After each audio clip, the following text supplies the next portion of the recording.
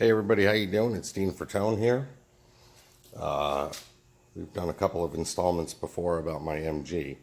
However, at this point, I have picked up something I've been looking for my entire life. I found a 1974 Triumph GT6. These are super rare. We were looking on the internet, all of us, yesterday and the day before, and we realized there was only about 11 of these for sale in the whole country. So anyway, I didn't do any video yesterday, but we did take some preliminary pictures, and I just got it rolled into the garage here this morning for the first time. It has a seized engine, which I'm not at all surprised. This thing looked rough. When I first picked it up, the tires were completely on the ground. This whole thing was just sitting flush on the ground.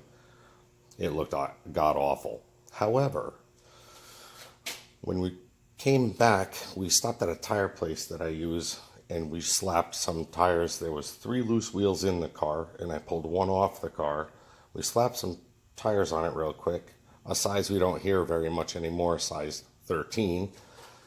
And my thinking was simply that I'd be able to roll this thing around.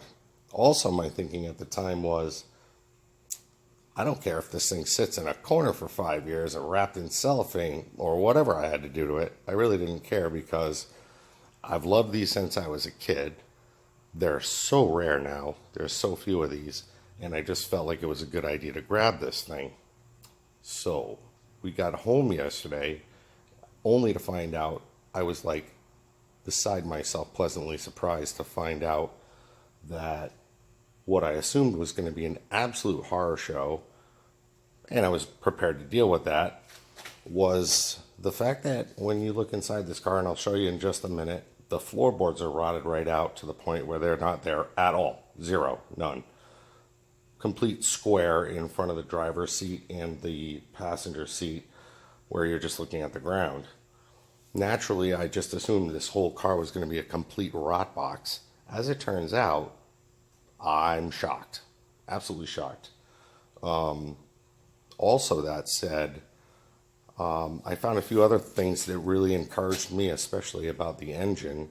I'm going to turn the camera around. Hang on one second. All right, figured that out. So anyway, as I was rooting around yesterday and we were changing the wheels and it was up on the truck, I noticed that that fuel filter doesn't look too terribly old.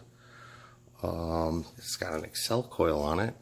Somebody put an Allison optical ignition system in it, which is this little rig right here.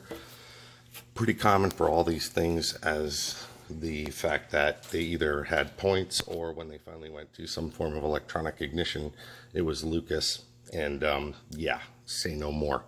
It was terrible. But the other things that I found, and I'm going to show you now. Okay, I'm back. I grabbed a light. Here's what I really was excited about. See that? That's a radiator that's pretty much full of coolant.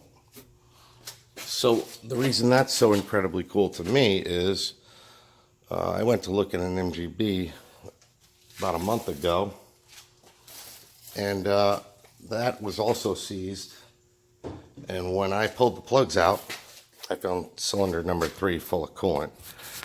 This is not, and all the plugs I pulled out were dry, so I'm wicked excited.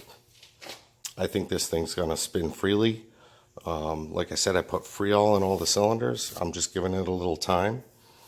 I'm gonna sign off in 1 second. I'm gonna give you one more quick view of the whole car, just so you can see what the whole thing looks like. Oh yeah, that's going to be the one sort of major outer body project. Other than that, the outer body's actually in pretty good shape. Sorry about the sloppy camera work. I'm doing this alone this morning. I woke up super ridiculous. Like I was saying, I woke up stupid early this morning. Came out and decided to do this myself because I couldn't sleep. So, give you one more quick view, and that's the hood and the look down the whole car. All right, I'll be installing more later. Bye-bye.